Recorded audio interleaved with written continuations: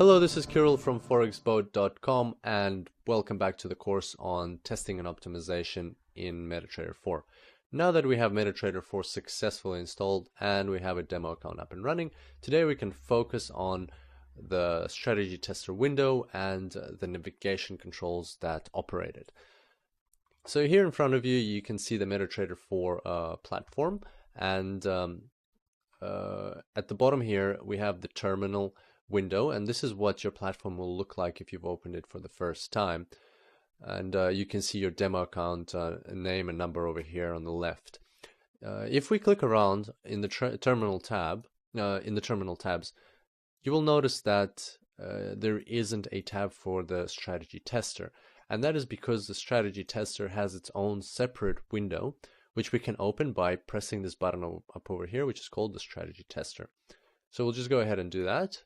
As you can see, a new window has popped up at the bottom here, which is called the tester window.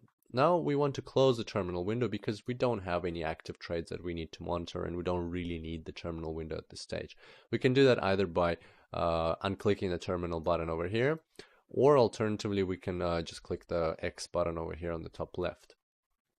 So we'll go ahead and do that. And now the first thing that we'll do, we'll just pull this navigator tab to the right so that we can see a bit more of these two windows.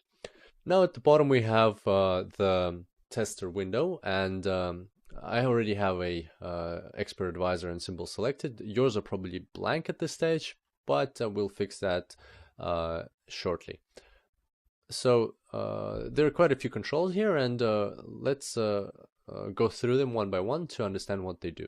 The first control allows you to select an expert advisor, and basically that means you have to specify which Forex robot you want to test. And as you can see, these expert advisors here represent the same ones which you can see in your expert advisors folder in the navigator. And basically that means that you can select any one of the expert advisors that's installed in your platform currently. And at this stage, it's just the two pre-packaged expert advisors that come with MetaTrader 4. So we'll go ahead and select the moving average, and we'll move on to the next control. The next control is the symbol. Here you can choose from a variety of different financial instruments on which you would like to test your expert advisor. And these are the same financial instruments as you have here in the market watch. Next is the period, and the period's on the right here. Currently it's selected, the hourly period is selected. You can select any other period on which you want to test your expert advisor. And the reason for this control is because MetaTrader 4 has historically been developed in a very specific way. And that way is that if you launch an expert advisor on a chart, you're not only launching it on that financial instrument, but you're also launching it on that specific time frame of the chart. So let's look at an example. If I open a euro dollar here and I choose the 4-hourly chart, then launching an expert advisor on the hourly chart will be different to launching an expert advisor on the 4-hourly chart. And that is applicable to all expert advisors, except for the cases when they're specifically coded in a way that disregards the period on which they're launched, which is quite rare. Usually expert advisors use the bars of the period they're launched on, or the chart they're launched on, and therefore the period has a significant influence. That feature of MetaTrader 4 is different, for example, to the Dukascopy JForex platform, where if you launch an expert advisor or Forex robot, you launch it on a financial instrument, and then within the expert advisor itself, the code has to decide which periods it will work with. In MetaTrader 4, it's not like that. In MetaTrader 4, the period which you're launching the expert advisor on has significant influence on the outcomes and performance of the Forex robot. So that's why you should always remember to choose the correct period for your expert advisor. Now let's move on to the next control, which is the model. We'll talk about these three different types of models separately in another tutorial in this course, but for now it's sufficient for us to understand that open prices is the least precise model for testing, but it is the fastest one for testing. Control points is the average, and every tick is the most precise model, but it takes the longest to run a test on this model. Next, we're going to move on to the date controls. So here you can specify a date where within which you want to test the expert advisor. So for example, if you want to test it from the start of this year, then you just put in 1st of January, and then you can test it up to today, or you can test it up to any other date in the past.